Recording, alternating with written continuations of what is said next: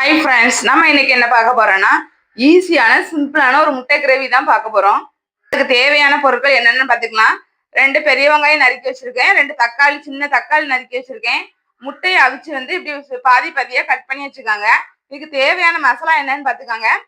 தேவையான அளவு உப்பு, 1 ஸ்பூன் மல்லித்தூள், 1 ஸ்பூன் கரம் மசாலா, 2 ஸ்பூன் வத்தத்தூள், கொஞ்சோட மஞ்சள் தூள். தேவையான அளவு எண்ணெய் ஊற்றிக்கலாம். இப்போ நல்லா எண்ணெய் காஞ்சிச்சு.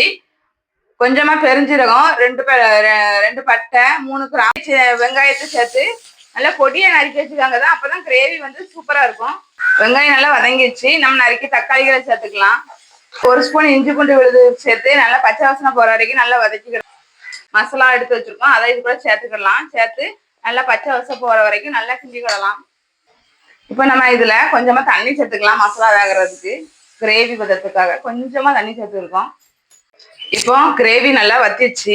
இப்போ இது கூட நம்ம வெட்டி வச்ச முட்டைகளை சேர்த்துக்கலாம். இது பாருங்க, முட்டை கிரேவி நல்லா வத்தி நல்லா ரெடி ஆயிடுச்சு. இது கூட நம்ம கொத்தமல்லி சேர்த்துக்கலாம். சூப்பரா இருக்கும்.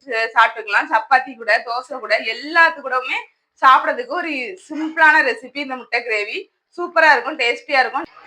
சுவையான முட்டை கிரேவி செஞ்சு பார்த்துட்டு எப்படி இருக்குன்னு சொல்லுங்க.